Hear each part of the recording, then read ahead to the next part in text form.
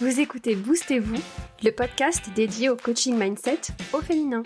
Je suis ravie de vous retrouver ou de vous accueillir si c'est la première fois que vous écoutez ce podcast. Je m'appelle Camille, je suis entrepreneur, je suis coach certifiée et maman de 2 enfants. Ma mission à travers ce podcast et mes programmes d'accompagnement, c'est de vous aider à transformer vos rêves en réalité grâce au pouvoir du passage à l'action. Et pour ça, je vous aide à sortir du mode pilote automatique, du mode auto-sabotage et à utiliser toute la puissance de votre cerveau au service de l'atteinte de vos objectifs. Aujourd'hui, dans le podcast, j'ai le plaisir d'accueillir Marion, qui est coach certifiée aussi et business friend. Marion, je vais te présenter rapidement pour celles qui ne te connaissent pas encore. T'es chef de projet et responsable communication et tu t'es reconvertie dans le coaching en 2021.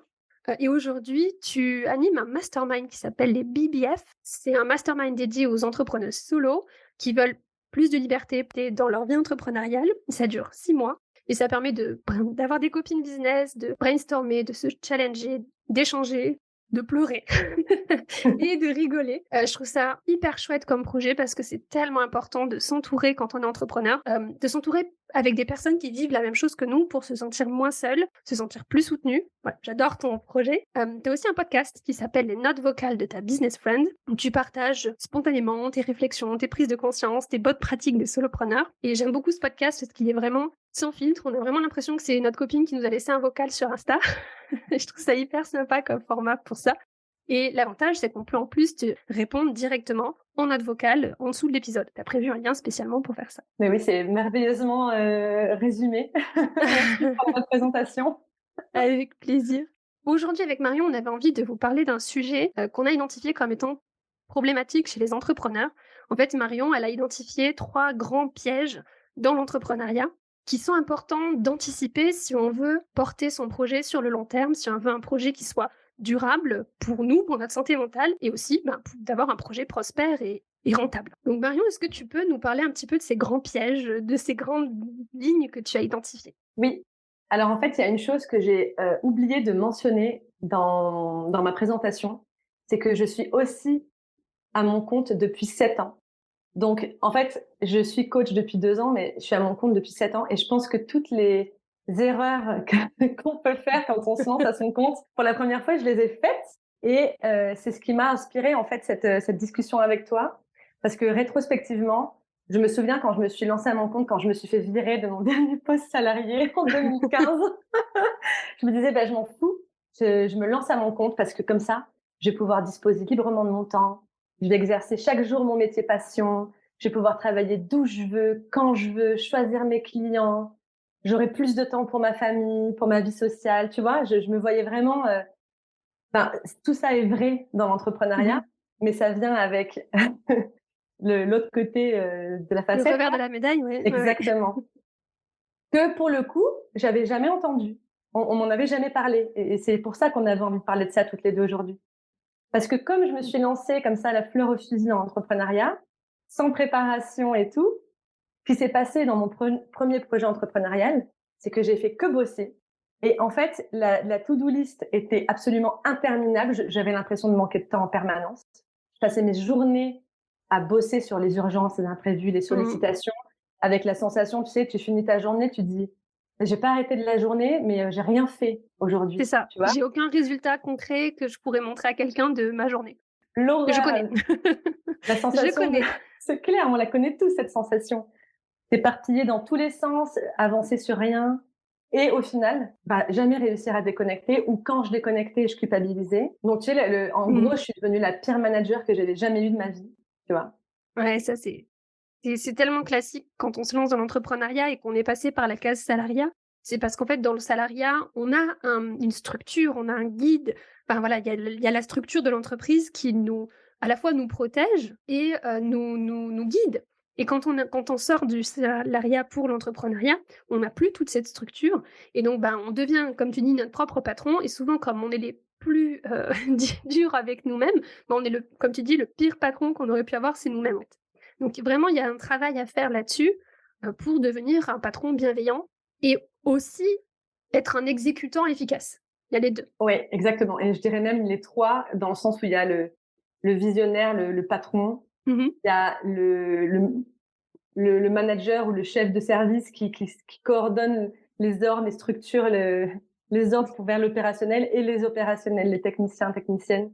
Et effectivement, on n'a pas forcément cette vision-là quand on démarre, parce qu'on démarre avec la passion, le feu, l'envie. Et du coup, ce que j'ai pu identifier, moi, et ça répond à ta question initiale, c'est que au final, il y a eu 3 croyances ou 3 grandes pensées qui sont, je crois, très répandues et qui finalement nous font tomber dans le piège quand on démarre son activité. C'est « j'aurai plus de temps quand je serai à temps plein sur mon projet ». Ça, je l'entends beaucoup dans la bouche des personnes qui sont encore dans un poste et qui qui ont un side business. Ouais. Exactement. Ouais, mais j'aurai plus de temps quand je serai à temps plein. La deuxième, c'est « je suis libre de faire ce que je veux quand je veux ».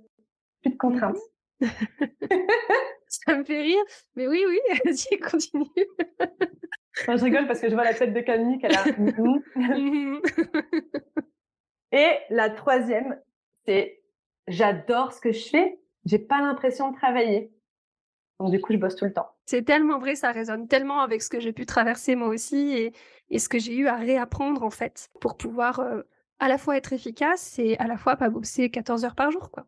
Il y en a une, toi, Camille, qui te parle le plus ou qui t'a en tout cas le plus impacté en démarrage? Moi, c'est j'aurai plus de temps quand je serai à temps plein sur mon projet. Parce que celle-ci, moi, quand j'étais salariée, j'étais cadre et j'avais un job qui était ultra prenant. Et je me suis lancée dans l'entrepreneuriat pour avoir du temps pour ma famille. Et en fait, je me suis très vite rendu compte que tous les schémas de pensée qui me faisaient travailler beaucoup, travailler trop dans mon ancien job, je les ai emmenés avec moi dans l'entrepreneuriat, pardon. Et en fait, je bossais plus en tant qu'entrepreneur qu'en tant que salarié. Et en plus, comme tu dis, même quand j'étais pas effectivement derrière mon ordinateur, j'étais toujours en train de penser à mon boulot, en train de culpabiliser si j'étais pas en train de bosser. Et mon cerveau, il faisait jamais pause, en fait. Donc, j'avais pas plus de temps. Clairement pas. Mais en fait, alors moi, enfin, vous pouvez vous poser la question, hein, c'est quand vous nous écoutez là, est-ce qu'il y a une pensée, une croyance qui vous impacte le plus? Moi, pour être tout à fait honnête, je dirais que c'était les 3. J'avais carton plein sur le premier projet en 2016. Et c'est vrai que quand on croit, donc on va prendre ta première croyance, c'est celle qui t'impacte, j'aurai plus de temps quand je serai à temps plein sur mon projet. Quand on croit ça, le risque, c'est en fait de remplir ses journées. Il y a plusieurs risques identifiés. Le premier, je dirais, remplir ses journées de tout sauf son projet. En fait, la nature ayant horreur du vide, les 24 heures libérées parce qu'on ne travaille plus, par exemple, on n'est plus dans son poste salarié, vont se remplir. Et c'est d'autant plus vrai que, par exemple, le conjoint continue à avoir son poste salarié et que nous, du coup, on développe notre projet à la maison.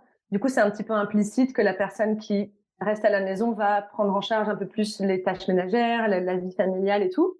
Et ça, c'est un travail à temps plein.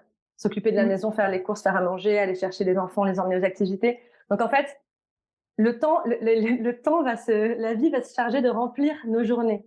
Et elles peuvent très vite se remplir de tout sauf au final notre projet. J'ai constaté qu'au début de mon aventure entrepreneuriale, je remplissais mes journées de plein de tâches qui me semblaient importantes, mais qui au final ne créaient pas de résultats. Par exemple, passer une semaine à faire des recherches ou à suivre une formation, un machin comme ça, pour me rassurer et pour éviter le passage à l'action vers l'action qui me faisait peur. Donc je consommais beaucoup, mais je créais peu. Merci de le dire parce qu'en fait, c'était exactement le deuxième risque que j'avais identifié, c'est s'éparpiller dans tout plein de tâches non essentielles. Et hier, justement, j'animais un atelier dans un espace de coworking auprès d'entrepreneurs solo en démarrage d'activité. Et en fait, c'était rigolo de constater que, livrés à eux-mêmes dans tout ce temps imparti, tout ce temps libre, en fait, ils évitaient soigneusement la seule priorité qu'on a quand on démarre, qui est, à mon sens, et je peux me tromper, c'est que mon point de vue, faire du chiffre d'affaires. C'est ça. Et en fait, c'est tellement difficile, surtout quand on est dans des métiers du service, parce qu'on a l'impression qu'on se vend. Ça fait appel à tout un tas de peur, d'estime de soi, de peur du rejet et tout. Donc en fait, on va faire, par exemple, on va suivre une nouvelle formation. On se dit que finalement, par exemple, coach, ça suffit pas, je vais aussi devenir thérapeute de je sais pas quoi. On va faire des belles présentations Canva. Et c'est ça. Et hier, par exemple, c'était rigolo parce qu'il y avait cet entrepreneur qui me disait je perds mon temps à créer du contenu. En fait, je lui ai posé la question, mais d'où viennent tes clients? En fait, ses clients, 0% de ses clients venaient des réseaux sociaux. Donc en fait, il passait son temps à s'éparpiller sur un truc qui lui ramenait pas de chiffre d'affaires. Donc ça, c'est vraiment un très gros risque quand on a beaucoup de temps devant soi. C'est le Oui, luxe de s'éparpiller. c'est ça, on a le luxe de s'éparpiller et puis aussi ce dont il faut se méfier, c'est que quand on est entrepreneur, on a à la fois beaucoup de temps, mais on a aussi une infinité de possibilités, de choses à faire, de stratégies à tester, etc. Donc il faut être très intentionnel dans l'utilisation qu'on a de notre temps et choisir en priorité des actions impactantes sur les objectifs qu'on a envie d'atteindre. Donc quand on démarre, le chiffre d'affaires, clairement. Et ça me mène au dernier point. Enfin, il y en a d'autres, hein, je pense, mais celui dont j'avais envie de parler parce qu'il me semble qu'on n'en parle pas beaucoup, c'est que quand on quitte son travail, par exemple, pour se lancer à temps plein sur son projet, ce qui est extrêmement excitant, et je vais pas vous le cacher, on rêve tous de faire ça. Le risque, c'est que au début, ça prend du temps d'être autonome financièrement. Ça prend plus ou moins de temps, mais quand on demande à des praticiens autour de nous et tout, souvent, les personnes me disent, bon, ça prend 3 ans, hein, en moyenne, de se faire une clientèle, voilà, qui tourne, etc. Et en fait, petit à petit, la peur de manquer d'argent, l'insécurité financière vient ternir le plaisir et l'élan qu'on a quand ce feu, cette passion qu'on a quand on se lance dans son projet. Parce que petit à petit, elle a peur de, mes aides, c'est bientôt fini. Ah là là, je vis au crochet de mon conjoint, je suis pas bien avec ça. Il faut vite que je fasse rentrer des sous. Et en fait, on finit par l'émotion ressentie n'est plus très agréable, en fait. Alors que amorcer une transition en douceur, en négociant un mi-temps ou en prenant un emploi à côté qui nous prenne pas trop de charge mentale ou quoi, ça peut être finalement le double effet positif de garder une certaine sécurité le temps d'amorcer sa transition vers l'entrepreneuriat, tout en s'obligeant à être plus efficace et mieux gérer ses priorités parce qu'on a moins de temps. On dispose moins de temps. Oui, complètement d'accord. Complètement d'accord. Et ce que tu as évoqué, ça m'évoque une idée que j'ai partagée et que je pense qui est importante à comprendre, que je partage beaucoup avec mes clientes, c'est que l'entrepreneuriat, un business, il n'est pas là pour nous divertir. Oui, il y a des tâches qui vont être divertissantes, il y a des tâches qui vont être en lien avec nos passions, avec ce qu'on aime faire, et tant mieux. Toute cette partie de création, c'est souvent quelque chose qu'on fait un peu entre soi et soi. Il n'y a pas, tant qu'on est dans la partie créative du business, il n'y a pas vraiment de risque d'échec.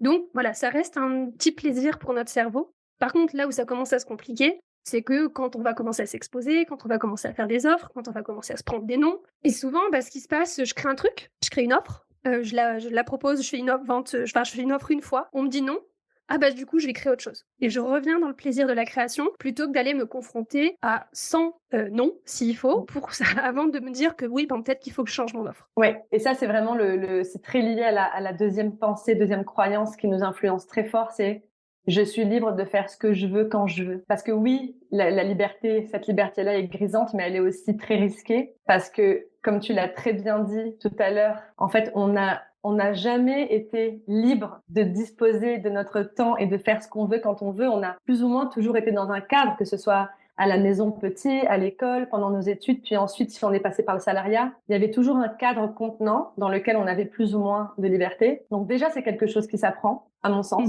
Comment est-ce que je structure le temps? Comment je structure ma nouvelle liberté pour qu'elle me soit utile et pas que je m'éparpille un peu partout? C'est ça.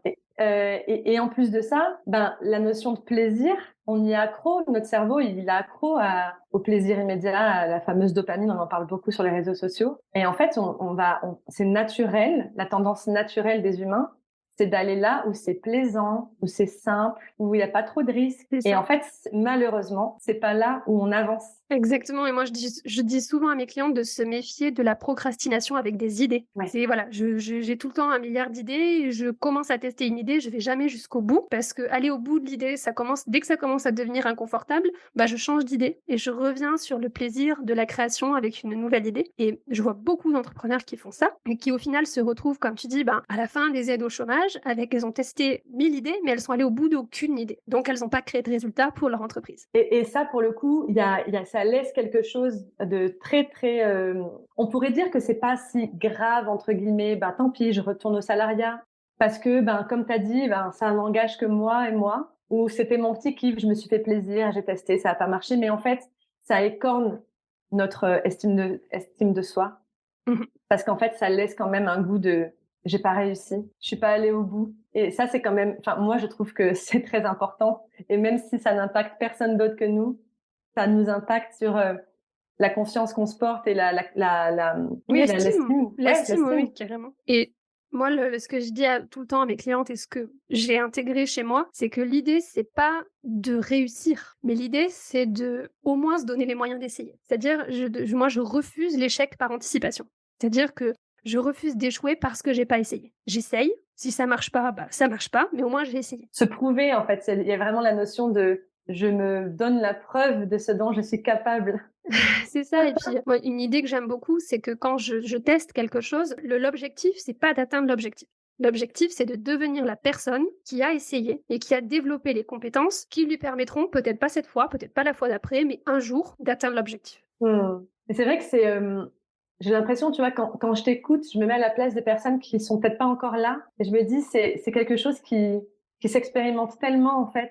Tu sais, en l'entendre, t'es comme, ah ouais, ok, je comprends intellectuellement. Mais c'est vrai que expérimenter, et c'est là où c'est intéressant d'être entouré ou accompagné, c'est qu'on se sent en sécurité pour expérimenter. Parce qu'en fait, à partir du moment où on commence à expérimenter, on prend goût à ce que ça fait de tester, et on prend goût à ce que ça nous fait de grandir dans cette expérience, même si elle ne donne pas le résultat. En fait, petit à petit, on prend goût au sens littéral de entreprendre. En fait, on prend goût à entreprendre, prendre des actions, à essayer et à apprendre à chaque fois à ajuster pour développer justement sa créativité, sa capacité d'adaptation. Et sa capacité à gérer toutes les émotions inconfortables qui sont le lot des entrepreneurs, hein. La peur, la honte, le rejet, la déception, la frustration. Bah, ça fait partie du taf, en fait. C'est là au quotidien, et les grands pièges dont tu parlais, en fait, souvent les personnes se lancent dans l'entrepreneuriat en pensant que l'entrepreneuriat va résoudre tous leurs problèmes. Oui. J'entends par là leurs problèmes. Souvent, c'est des problèmes émotionnels, le stress, le sentiment qu'on n'est pas à sa place, etc. Mais en fait, l'entrepreneuriat, c'est aussi du 50-50 en termes d'émotions. On a des émotions extrêmement agréables, extrêmement plaisantes, mais on a aussi des choses très inconfortables et très désagréables, et il faut y être préparé. Et c'est assez plaisant justement de voir qu'on peut compter sur soi. En fait, ça y est, j'ai acquis la compétence de traverser ça et de remonter à cheval, on va dire. C'est ça, et c'est vraiment ce que j'aime beaucoup ce que tu disais tout à l'heure, et je pense que tu as complètement raison. Il y a toujours là, peut-être que quand vous nous écoutez, vous entendez les choses et vous les comprenez intellectuellement, ou peut-être qu'il y a de la résistance. Là, peut-être que vous n'êtes pas encore tout à fait prête à entendre ce qu'on dit, mais c'est pas grave, c'est ok, c'est chacune son cheminement. Je vais arriver à le dire. Donc voilà, la première chose, c'est l'idée, elle rentre dans ma tête, je la comprends, je l'apprivoise intellectuellement, et puis ensuite le concept, je le vis. Je le vis au niveau de mes émotions, je ressens les émotions dont on parle. Une fois que je les ai vécues, ok, j'ai vraiment compris le concept à la fois intellectuellement, à la fois émotionnellement, et donc ça devient ma réalité, et donc je peux faire avec. Et je peux continuer à avancer avec tout l'inconfort que ça représente. Il y a même un niveau où on arrive, en tout cas moi je sais que je l'ai expérimenté, et je trouve ça, j'encourage vraiment mes clientes à aller vers ça, à avoir ce niveau de maturité émotionnelle où on recherche l'inconfort, où on sait que quand on est un petit peu stressé, quand on a peur, quand on va se lancer un défi de faire un truc qui limite nous donne un peu la gerbe, c'est qu'on est exactement au bon endroit pour grandir, pour évoluer en tant que personne, en tant qu'entrepreneur. Et c'est ça qui te fait grandir, qui nous fait sortir de notre zone de confort. Mais il faut aussi développer une autre compétence, c'est celle d'être capable de se reposer.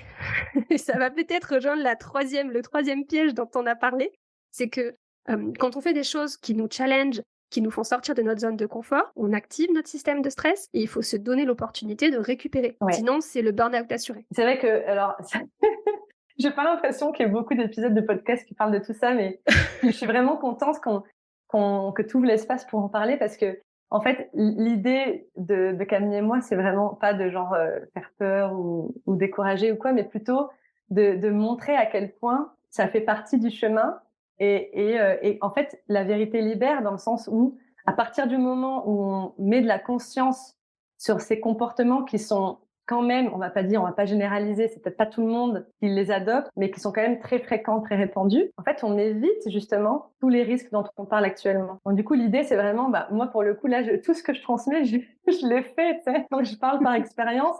Aujourd'hui, on en rigole et tout. Et voilà, l'idée, c'est vraiment d'apporter de la de la transparence, d'authenticité et de la conscience sur tout ça pour pouvoir entreprendre le plus sereinement, le plus durablement possible. Et la notion de durable, elle est super importante et merci de la soulever parce qu'effectivement, ça fait lien avec cette troisième et dernière croyance que, à titre personnel, j'ai identifiée qui est « j'adore ce que je fais, donc je n'ai pas l'impression de travailler ». Donc, je travaille tout le temps. Exactement. Et donc ça, oui, on peut se brûler par passion. D'ailleurs, la passion, c'est aussi le feu.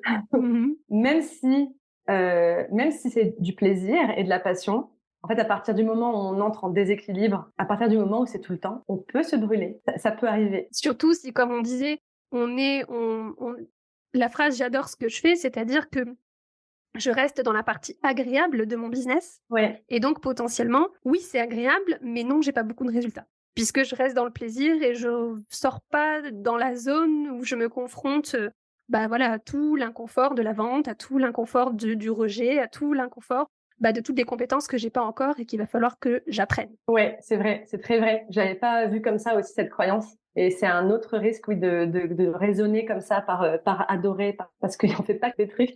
Si vous avez été salarié, vous avez l'organigramme de l'entreprise en tête. En fait, cet organigramme, c'est nous qui le portons tout seuls. Et en fait, c'est ce qui fait qu'un système entreprise fonctionne. Donc, en fait, on ne peut pas dire d'un mois, en fait, je vais décider de faire que, par exemple, dans mon cas, mon métier, c'était la com. Je peux pas faire que la com. Je suis obligée d'assurer aussi le poste commercial, le poste juridique, le poste comptabilité, même si, si je pouvais, je le ferais pas. La compta, si on la fait pas, à un moment donné, on se fait rattraper quand même. Exactement. Mais je veux dire, il y a des gens qui adorent ça et par contre, qui détestent la com, qui feraient tout pour pas aller sur Insta bon, bref. En fait, le système entreprise fonctionne. C'est pas pour rien que toutes les boîtes ont un organigramme plus ou moins similaire. C'est qu'on a besoin de tout ça pour le faire fonctionner. Ça peut pas être que, moi, je choisis que ce que j'adore. Ou alors, on peut revenir au salariat ou voilà, et pouvoir se concentrer uniquement sur son cœur de métier, ce qui est une option tout à fait valable. Ah oui, complètement. Je pense que l'entrepreneuriat, c'est une merveilleuse aventure personnelle, Ouais. mais il n'y a pas que ça dans la vie. Et si on fait le choix, si on teste l'entrepreneuriat et qu'on se rend compte que ça ne nous convient pas, c'est OK en fait, c'est pas grave et c'est pas un problème. Non, vraiment pas. C'est pas un échec, c'est même, tu as vécu un truc, tu as appris plein de choses et tu peux même revenir, en tout cas, tu peux faire un choix de carrière encore plus ancré, encore plus aligné parce que tu es allé voir d'autres choses et que tu te dis: «Ah non, en fait, je reviens là où j'étais parce qu'en fait, j'étais bien». Et puis oui, voilà, normaliser aussi le fait que, comme tu disais, la création d'une entreprise durable, ça prend du temps. Ouais, Voilà, ça prend et du ça, temps. c'est les 2 ans de chômage, très souvent, ça suffit pas. Ouais. Alors oui, on voit sur Instagram des success stories où des gens en 6 mois, ils ont gagné 3 millions, tant mieux pour eux. Mais on sait pas ce qu'ils ont vécu les années avant, les 6 mois qui leur ont permis de gagner les 3 millions. Peut-être qu'ils ont vécu 9 ans de traversée du désert, mais ça, ils en parlent pas. Ouais, ou alors ils sont peut-être pas maman. C'est ça, ils ont Ils ont d'autres, peut-être pas des humains. exactement, d'autres contextes. Et voilà, je pense vraiment, il faut aussi se laisser le temps de faire les choses, se laisser le temps de processer tout ce qu'on a besoin de processer, d'acquérir les compétences qu'on a besoin d'acquérir. Et oui, si on a besoin de prendre un job à côté, le temps de processer tout ça, c'est OK. En fait, c'est pas un échec. Enfin, Ouais. je veux dire, C'est stratégique, en fait. Ça peut être une stratégie. Ça peut c'est être une ça, décision de exactement. chef d'entreprise, en fait. Exactement, c'est ce que j'allais dire, tu vas mieux résumer que ce que j'aurais dû le dire. C'est-à-dire que voilà, que quand on est chef d'entreprise, on prend des décisions pour la pérennité de notre entreprise et si la décision, c'est d'aller chercher des financements là où on peut les trouver, c'est la bonne décision. Exact. Et quand on se dit: «J'adore ce que je fais, j'ai pas l'impression de travailler, je bosse tout le temps». Un autre risque, alors ça m'est arrivé aussi, hein, je peux tous les cocher, c'est délaisser les autres pans de sa vie. Et ça, alors moi je me souviens, j'avais acheté un psychologie magazine hors série, tu vois? Où il y avait un espèce de test de développement personnel et à un moment, ils disent, «Quelles sont vos passions?» Et je n'avais rien à répondre. Je ne faisais plus rien d'autre que bosser sur ma boîte qui, à l'époque, ne me rémunérait pas en plus. Ça m'a fait bizarre. J'ai été confrontée à cette case vide. J'étais là, mais avant, je voyageais, je dansais, j'allais voir des copines, tout. Je ne faisais plus rien, en fait. Et il y a alors bon, déjà, c'est dommage parce que je pense que on se nourrit, en fait, toutes les pans de notre vie se nourrissent les uns les autres. Enfin, on est coach de vie, donc je pense on peut en parler assez bien. En fait, je prends toujours l'image de la terre qu'on exploite de manière intensive pour un seul rendement, en fait, au bout d'un moment, la terre s'appauvrit, donc on doit l'enrichir chimiquement, on doit la traiter avec des pesticides parce qu'elle tombe malade et tout. En fait, ça peut donner des trucs, ça peut rendre, ça peut produire, mais ça tient pas tout seul, quoi. Il faut mettre des trucs pour que ça, parce qu'en fait, ça manque de richesse, ça manque de diversité, ça manque de pause aussi. Mmh. Et l'autre risque que je vois quand on délaisse les autres pans de sa vie, c'est que du coup, on devient son entreprise. Mmh. On devient son travail. Et en fait, ça, ce n'est pas possible parce que, par définition, l'entreprise vit des hauts et des bas. Et parfois, c'est pas de notre ressort. Parfois, c'est la conjoncture économique ou sociale ou peu importe. Il y a des fois où l'entreprise se casse la gueule et c'est comme ça pour tout le monde. Et en fait, si on n'a pas d'autres Mmh. sources d'ancrage, en fait, on se casse la gueule à chaque fois que l'entreprise se casse la gueule. Pardon, je dis des gros mots sur ton C'est pas grave, il y a pas de souci, j'en dis aussi, t'inquiète. OK. Je viens de m'entendre, je dis: «Mince, il y a pas mon fils dans les parages». Et ça, c'est super risqué. Ouais. Ouais, c'est tout à fait vrai. C'est tout à fait vrai et puis moi, quelque chose que j'ai constaté chez moi aussi et à un moment je me suis dit: «Oh réveille-toi parce que là ça va pas du tout», c'est que, j'avais quitté le salariat pour avoir du temps pour mes enfants. C'était mon objectif numéro un. Et en fait, je me suis retrouvée, dans l'entrepreneuriat, à être encore plus stressée, encore plus débordée et avoir encore moins de temps pour mes enfants et à la limite leur en vouloir du temps qu'elles me prenaient. Ouais, À être ultra frustrée, à me comparer avec des entrepreneurs qui avaient pas d'enfants et à me dire: «Ouais, mais moi si j'avais pas d'enfants, j'aurais déjà fait ci, j'aurais déjà fait ça» et à un moment donné, je me suis dit: «Non mais attends, stop, ton entreprise, c'est pas ta vie en fait. Sur ta pierre ouais. tombale, il y aura pas marqué: "Elle a créé une entreprise qui a fait tant de chiffre d'affaires"». On s'en Non, fout. c'est clair, c'est clair. C'est voilà, c'est un challenge que tu te lances, tu as envie de progresser, tu as envie de t'accompagner le plus loin possible dans ce projet-là, mais ta vie ne peut pas se résumer à ton entreprise. Non. Et ça, c'est vraiment, ça me touche beaucoup ce que tu dis parce que c'est mon pourquoi. C'est vraiment, enfin, et pour le coup, ça me met en colère quand mon pourquoi, c'est que je veux que les gens soient fiers de leur vie. Mmh. Et ce que je fais avec ma posture de coach, avec la pratique du coaching, c'est que j'aide les personnes à remettre le travail à sa place de moyen pour vivre une vie épanouissante, pour faire des choses dont on est fier, mais c'est un moyen Mmh. au service d'une vie vécue pleinement, en fait. C'est Et ça. on peut pas vivre pleinement. Enfin, il y a beaucoup de choses à expérimenter dans la vie aussi, en dehors de l'épanouissement professionnel qui est très important. Il y a pas que ça, quoi. C'est ça et puis souvent c'est moi je me rends compte maintenant que je fais un peu ce travail-là, que souvent c'est dans les vrais moments de pause que j'ai mes meilleures idées. Oui, Parce aussi. que en fait, mon cerveau a la place pour réfléchir et quand je suis constamment en train de consommer ou de créer ou voilà, constamment en train de réfléchir intensivement à mon travail, j'ai plus cet espace de créativité, en fait. Et là, cet espace de créativité, il devient des moments de pause, de vraies pauses. De pause et de plaisir aussi, parce que vraiment entrer en lien avec, ses amis, ses proches, ses enfants, faire une activité qu'on aime qui n'a rien à voir. En fait, on peut créer du lien avec, l'entreprise dans plein d'autres pans de sa vie. Quand Mmh. on est en train de faire son sport préféré, quand on est en train de marcher. Enfin, tu vois, le mot pause, je sais qu'il y a des personnes, des entrepreneurs un peu hyperactifs qui disent: «Ah mais non, mais moi les pauses, je déteste ça, j'en fais pas. J'ai besoin de remplir ma vie». Mais tu peux remplir ta vie si tu veux, mais d'autres choses. Va, Mmh. va lire des livres ou écouter des podcasts qui traitent d'autres choses que le business. C'est Va ça. te nourrir, en fait. Enrichis ta terre, enrichis ton terreau, parce que c'est dans une terre riche que ça pousse le mieux. C'est ça et puis, moi, ce que j'ai remarqué aussi, alors c'est pas chez tout le monde, mais souvent, tu sais, ce que tu viens de dire, les personnes qui sont hyperactives et qui veulent pas faire pause et cetera, c'est en fait, c'est des personnes qui n'ont pas appris à être avec elles-mêmes, qui n'ont pas de relation avec elles-mêmes. Donc, c'est un peu comme si on est en rendez-vous amoureux et qu'en fait, quand, voilà, on a horreur des blancs, il faut meubler les blancs. Quand on n'est pas à Mmh. l'aise avec la personne, il faut meubler les blancs. Et en fait, quand on n'est pas à l'aise avec soi-même, c'est ça, il faut meubler les blancs parce qu'on supporte pas d'être seul avec soi. De toute façon, il y a pas mal de comportements qu'on adopte qui viennent d'une peur. Tout à l'heure, on disait la peur d'être rejeté. Quand on fait de la vente, par exemple, la peur d'être jugé. Là, c'est la peur du vide. La peur du vide, c'est une peur ultra répandue aussi.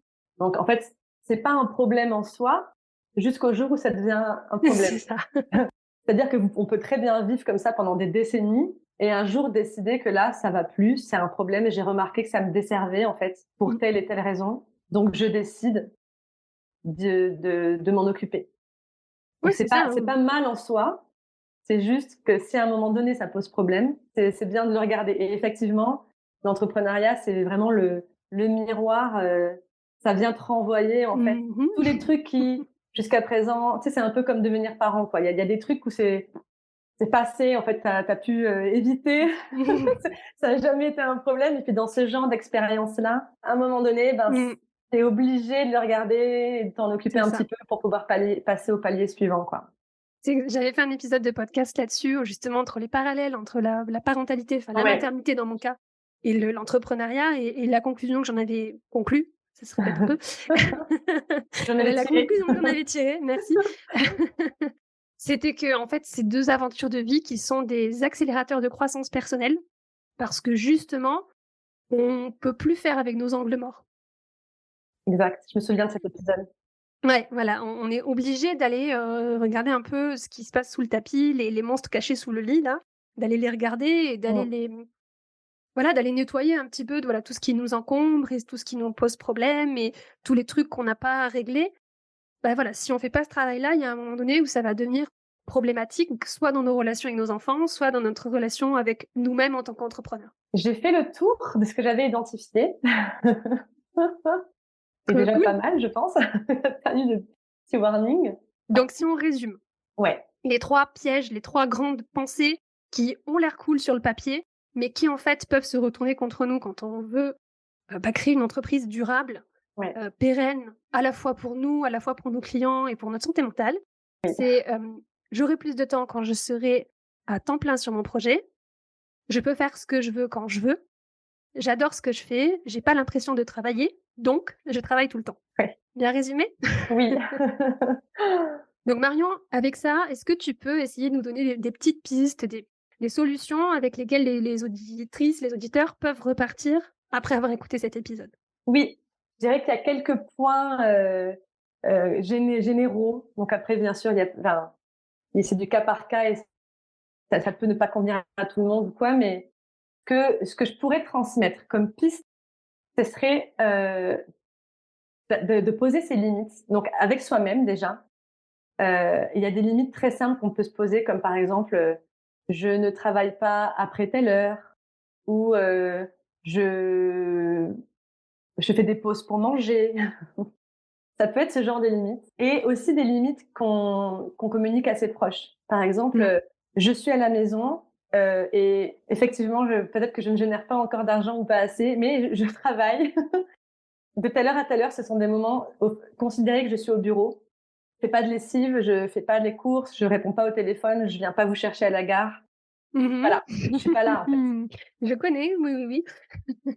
Et ça, ça paraît une piste comme ça quand je le dis, c'est pas facile en fait. C'est pas facile parce que poser des limites à soi, aux autres, ça demande d'être super au clair, d'être OK avec, peut-être la peur de décevoir, la culpabilité. Apprendre à dire non. Ouais, Voilà, apprendre à dire non et ça, c'est vraiment un travail sur sa posture d'entrepreneur. C'est-à-dire que pour devenir une entrepreneur qui atteint le niveau de chiffre d'affaires qu'on a envie d'atteindre, il faut se positionner comme si on avait déjà atteint ce chiffre d'affaires. Et donc, si j'avais déjà atteindre, je sais pas moi, imaginons que je veux gagner 50 000 € par an. C'est un exemple, c'est pas absolument pas un chiffre, mmh, voilà, qui veut dire quoi que ce soit pour qui que ce soit. Et imaginons que ce soit mon objectif et qu'aujourd'hui je gagne 0. Donc je vais me dire: «Bon, bah oui, il y a un tel qui veut passer boire le café, bah oui, viens. Ah bah oui, il y a ouais, la voisine qui veut que j'aille récupérer sa fille à l'école, OK, je vais le faire». Sauf que si je gagnais déjà 50 000 € par an, j'aurais peut-être pas le temps de faire ça et donc je dirais non. Donc mmh. si aujourd'hui je veux atteindre cet objectif, il faut que j'apprenne à dire non. Et ah mais ça c'est vrai parce que enfin là, j'en parlais hier avec une de mes coachées. En fait, ça fait 2 ans qu'elle veut lancer son side project et en fait, ça fait 2 ans que sa vie se remplit. Mmh. Et donc, ça fait 2 ans qu'elle regarde à la fin de l'année, qu'elle dit: «Bah, en fait, je suis au même endroit. Je suis toujours porteuse de projet, je ne me suis toujours pas lancée. Parce que je dis oui, parce que je suis là, parce que voilà». Donc en Mmh. fait, effectivement et ça vient justement avec ma deuxième piste, c'est qu'en fait, il faut avoir les priorités ne devraient pas être au pluriel. En fait, à l'origine, Mmh. c'est singulier. On a une priorité. Là, par exemple, dans ton exemple, 50 000 € par an. Ça va être, par exemple, la seule priorité Et derrière va découler un certain nombre de tâches et de décisions qu'on prend qui vont nous permettre d'atteindre ça. La seule priorité, une seule. Donc je dirais, c'est mon mantra, en faire moins mais mieux. C'est si je devais réaliser une seule chose dans le temps que je me donne, ce serait quoi? Et pour l'atteindre, qu'est-ce que je mets en place? Et en fait, être très lucide sur sa réalité. Donc si je parle de moi, je suis maman. 4 jours par semaine, j'ai mon petit garçon et je m'en occupe toute seule parce que je suis séparée avec le papa. Donc j'ai une réalité d'emploi du temps qui fait que je deal avec ça en fait.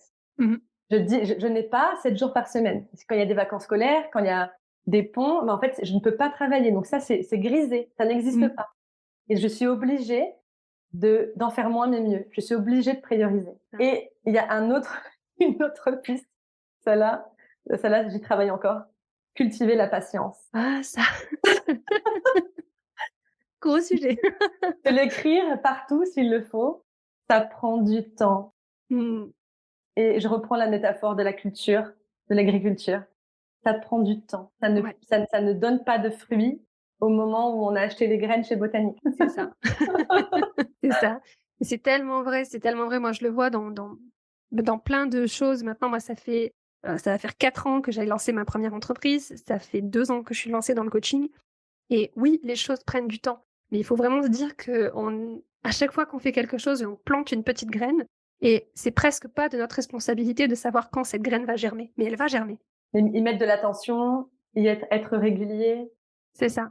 Ouais. Et je crois que c'est Tony Robbins qui a dit un truc du type le changement, ça se passe en une fraction de seconde, mais la préparation au changement, elle peut prendre des années. Ouais, ce qu'on voit du changement. C'est ça. Ouais. C'est comme quand on fait un puzzle, le puzzle il est terminé quand on met la dernière pièce. Mais ça nous a peut-être pris des semaines avant d'arriver à avoir d'avoir toutes les pièces en place et de pouvoir mettre la dernière pièce. Et ça, pour le coup, ça aide énormément d'avoir au moins une personne qui est notre business friend, hein, comme on dit, qui nous aide en fait à prendre du recul et à sortir en fait le nez du guidon dans les moments où on se dit mais j'ai pas de résultat, ou ça va pas assez vite, ou qu'est-ce qui cloche et tout. Et la personne, elle nous suit et elle nous dit mais regarde tout ce que tu as déjà fait. Regarde le chemin parcouru. Et ça, c'est extrêmement difficile à faire tout seul. Moi, je suis coach et pourtant, je suis formée à ça. Et quand c'est moi qui suis dedans, j'y arrive pas. Clair. Et c'est mes copines des masterminds qui me disent, mais Marion, tu sais, il y a 2 mois, tu étais là. Oh, putain, c'est vrai qu'en 2 mois, j'en ai fait des trucs. Moi, une pensée que j'ai identifiée et qui me paraissait très vraie et qui me bloquait beaucoup, c'était ça ne marche pas. Celle-là, on peut la décortiquer. Déjà, ça veut dire quoi? Ça, c'est quoi ça? Oui. Qu'est-ce qui ne marche pas? Qu'est-ce qui ne marche pas? Sois précis, sois spécifique. Et puis, ça ne marche pas, c'est une pensée qui est déjà une formulation très passive et donc qui est complètement déresponsabilisante.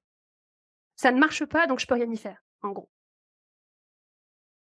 Donc moi, celle-là, elle me revient souvent dans ma tête parce je l'ai beaucoup pensée, donc elle est très présente, très puissante.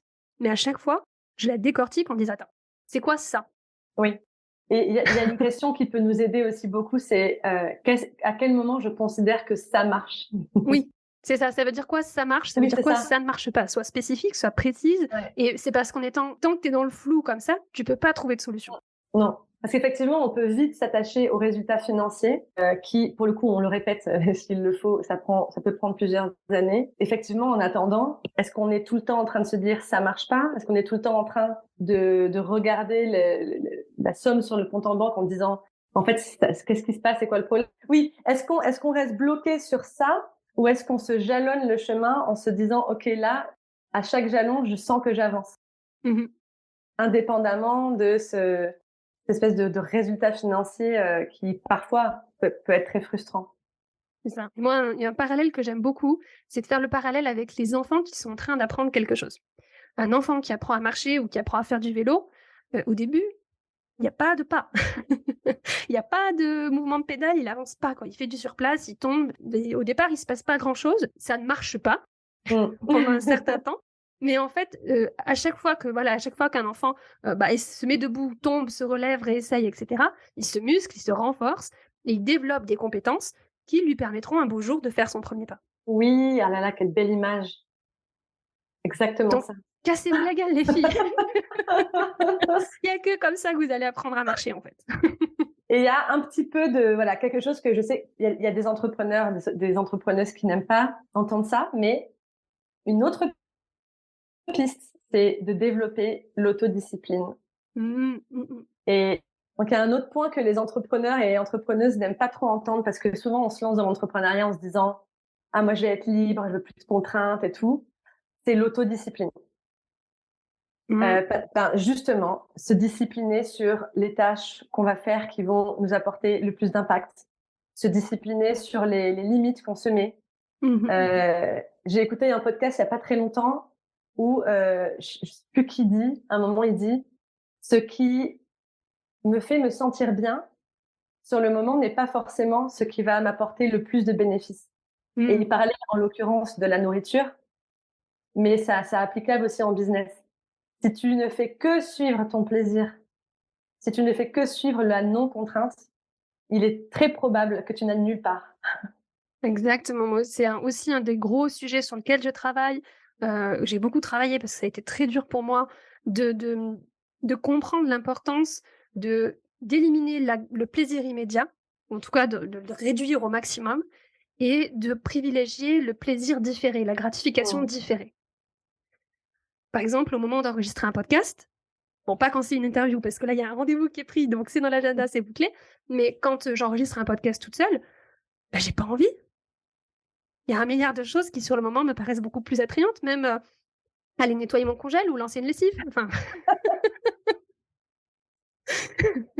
voilà, et en fait, c'est vraiment ça, ce sentiment d'autodiscipline, de se dire, en fait, il y a 2 facettes dans l'entrepreneuriat, 3, on en a parlé tout à l'heure. Il y a la visionnaire, la manager et l'exécutante. Quand la manager a dit que le mardi à 14h, on enregistrera un épisode de podcast, et l'exécutante, le mardi à 14h, elle enregistre un épisode de podcast. C'est pas elle, ouais, elle suit les consignes. C'est ça, c'est pas elle qui décide en fait. Parce que si c'est elle qu'on laisse décider, on passe notre journée sur Instagram à scroller, à regarder des reels de chats qui font des, qui font des conneries. Ouais, c'est ça. Exactement. Ou à refaire son tableau Excel de suivi de base de données. C'est ou ça, voilà, ou à dire, tiens, si je refaisais mon logo. Ouais. Riche idée, tiens. Ouais, non, mais on vous voit, on vous connaît, on est passé par là, nous aussi. C'est ça. Et moi, il y a une phrase qui m'accompagne beaucoup dans ces moments-là, c'est la moi du futur me remerciera. C'est une belle phrase. Ouais. La mienne, pour moi, qui suis très attachée à la valeur liberté, c'est qu'en fait, je m'offre la liberté de choisir mon cadre. Donc, en fait, le cadre, je le choisis et je sais que les parents le savent, hein. En fait, c'est dans un cadre qu'on se déploie, un cadre sécurisant qu'on peut se déployer. C'est ça. Donc, pouvons trouver votre phrase qui vous convient le mieux pour intégrer de l'autodiscipline, pour pouvoir, prioriser, aller à l'essentiel, poser vos limites et faire les trucs qui sont pas plaisants sur le moment, mais qui vous servent, qui servent votre vision, qui servent votre entreprise, qui servent la vous du futur. C'est ça. Et je dirais, les 2 derniers points rapidement, c'est, je l'ai déjà évoqué, en fait, bien définir ses temps perso et pro, parce que c'est très important d'être lucide.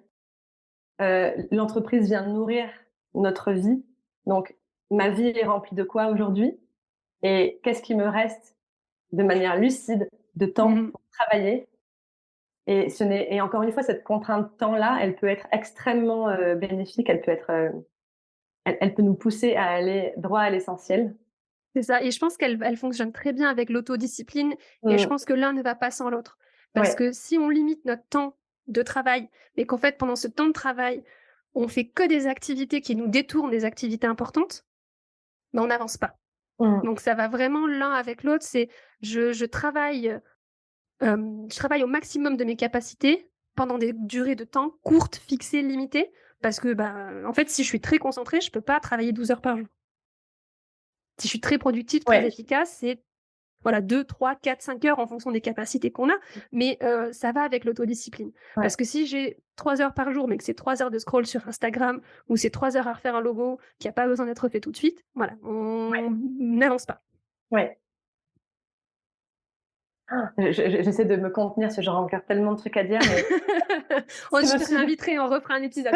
c'est le sujet passion, mais si je devais conclure sur comment est-ce que je fais pour porter un business durablement, pour porter durablement mon projet, en fait, c'est se considérer comme sa ressource numéro 1, et je pense qu'on l'entend beaucoup et qu'on le lit beaucoup et que je suis en train d'enfoncer une porte ouverte, mais on ne sert personne quand on est épuisé. Il n'y a rien à puiser dans un puits vide. Rien. Donc, il est stratégique également de prévoir des moments pour recharger la batterie de la ressource numéro 1. C'est ça. Et puis, en fait, quand on est entrepreneur, enfin, tout entrepreneur qui se respecte prend soin de ses unités de production. Prend soin de ses investissements et de ses unités de production. Et quand on est solopreneur, notre unité de production, c'est nous. Donc, en fait, c'est notre responsabilité de prendre soin de nous. Oui. Et on le sait parce que quand je fais des ateliers autour de ces thématiques-là en entreprise ou quoi, hommes ou femmes, alors c'est marrant, j'avais un préjugé, je pensais que c'était plutôt les femmes qui culpabiliseraient de prendre du temps pour elles, mais en fait, c'est très bien réparti. Les hommes aussi, quand je leur demande si vous pouviez faire exactement comme vous vouliez aujourd'hui, vous feriez quoi en premier que vous faites pas aujourd'hui? Je prendrais du temps pour moi, j'irai courir, j'irai plutôt marcher, j'irai faire des expos pour m'inspirer. En fait, on le sait, en fait. On sait très bien qu'on est en train de tirer sur la corde. Et ce que tu as très justement dit tout à l'heure, tous tes comportements que tu avais en tant que salarié, en fait, tu les as ramenés dans ton fonctionnement d'entrepreneur. Et il y a plus de garde-fou, en fait. Tu es seul avec toi-même. Donc, en fait. Et c'est ça, et je pense qu'il y a une clé qui est ultra importante quand on veut changer comme ça un comportement. En fait, il y a toujours plusieurs niveaux de changement. Et souvent, on est au niveau du changement du comportement. C'est-à-dire que je veux changer quelque chose, je m'intéresse à mes comportements. Alors qu'en fait, un changement durable, un changement profond, c'est un changement d'identité. Par exemple, quelqu'un qui veut arrêter de fumer, s'il est en mode comportement, si on lui propose une cigarette, il va dire non merci, j'essaye d'arrêter de fumer.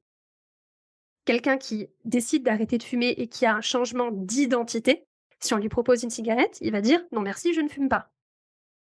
Entre les deux personnes, celle qui a le plus de chances de ne jamais refumer de sa vie, c'est clairement celui qui a fait un changement d'identité. Oui. Quand on est entrepreneur, c'est la même chose. En fait, il faut qu'on se dise, j'ai des changements d'identité à faire, donc je dois identifier quels sont les changements d'identité pour changer mes comportements, et pas le contraire. C'est très, très, très bien dit, Camille. Merci. Je t'en prie, avec plaisir. C'est très juste. Ouais. Si je suis un chef d'entreprise, quelle décision le chef d'entreprise prendrait, C'est ça, et c'est vraiment aller construire cette identité de chef d'entreprise et prendre nos décisions depuis cette identité-là, cette personnalité-là, cette personne qu'on a envie de devenir, qu'on n'est pas encore tout à fait, mais qu'on va s'entraîner à devenir. Je crois que j'ai apporté toutes mes pistes. Eh ben, top. Dis-moi, Marion, si on veut travailler avec toi, si on veut te retrouver, comment on peut faire pour bosser avec toi? Oui. Alors, pour me retrouver, je suis sur Instagram marion.arnaud. Et on peut travailler avec moi quand on est solopreneur, solopreneuse, en rejoignant la communauté des BBF, des Best Business Friends. Je partage tout un tas de contenus, dont mes notes vocales dont tu as parlé, pour les solopreneuses, pour plus se sentir seules dans les montagnes russes entrepreneuriales. J'ai mon programme d'accompagnement. Il y a plusieurs lancements par an. En ce moment, il n'y en a pas, mais il y en aura un sûrement à l'automne 2023. De mon accompagnement de 6 mois du mastermind dont tu as parlé. Et entre-temps, je propose aussi de l'accompagnement individuel. Donc, vraiment, moi, mon mantra, c'est en faire moins mais mieux, revenir à l'essentiel. Donc, c'est comme ça que j'aborde l'entrepreneuriat en démarrage. C'est j'en fais moins, j'en fais mieux, et je mets tout ça au service d'une vie dont je suis fière. Ouais, c'est tellement bien dit. Ça donne envie. Génial. Je mettrai tous les liens pour te retrouver en description de l'épisode de podcast. Donc, pour retrouver Marion, foncez écouter son podcast qui est une vraie petite pépite. Et puis, pour sortir de l'isolement des solopreneurs, l'accompagnement business best friend. Best business friend. Le Best business friend. Ah, j'ai inversé les deux B. Merde. Voilà, allez retrouver Marion, n'hésitez pas, elle est hyper cool. Écoute Marion, je te remercie pour cet épisode riche, intéressant. J'espère que les auditrices et les auditeurs, plus tristes que teurs, parce qu'il y a plus de femmes qui écoutent ces podcasts, en trouveront, que vous repartirez avec des pistes, des choses que vous pourrez explorer, essayer de mettre en place. Je vous remercie pour votre attention, puis on se retrouve très vite pour un prochain épisode. Si vous avez tendance à procrastiner, si vous avez du mal à avancer vers l'atteinte des objectifs qui vous tiennent à cœur, si vous ne voyez pas de résultats concrets à la fin de vos journées, alors j'ai quelque chose pour vous. J'ai créé un test pour identifier votre type de procrastination, c'est-à-dire quel est le blocage principal qui vous empêche de passer à l'action vers l'atteinte de vos objectifs, qui vous empêche de créer les résultats que vous avez envie d'atteindre. C'est un test en ligne, en quelques questions on détermine votre profil de procrastination et vous recevez directement dans votre boîte mail un résultat personnalisé avec un plan sur mesure pour botter les fesses de votre procrastination. Pour passer le test, rien de plus simple, rendez-vous sur mon site internet camillegaudin.fr. Le lien est bien sûr en description de cet épisode de podcast. Si vous aimez ce que vous entendez sur ce podcast, vous allez adorer l'approche du coaching Boostez-vous. Pour découvrir les différentes options d'accompagnement que je propose, rendez-vous sur mon site internet camillegaudin.fr/accompagnement. Vous pourrez y réserver une séance découverte, 1 heure de conversation entre vous et moi. On clarifie les objectifs vers lesquels vous avez envie d'aller. On identifie les blocages que vous avez au passage à l'action. Je vous donne des pistes pour lever ces blocages. Je réponds à toutes vos questions sur un accompagnement en coaching avec moi et je vous aide à prendre la bonne décision pour vous et pour votre business. Tous les liens pour me retrouver sont bien sûr disponibles en description de cet épisode de podcast. Voilà pour ce que je voulais vous partager aujourd'hui. Je vous souhaite une excellente soirée, après-midi, nuit, en fonction du moment où vous écoutez cet épisode de podcast. Et puis on se retrouve la semaine prochaine pour un nouvel épisode. Bisous!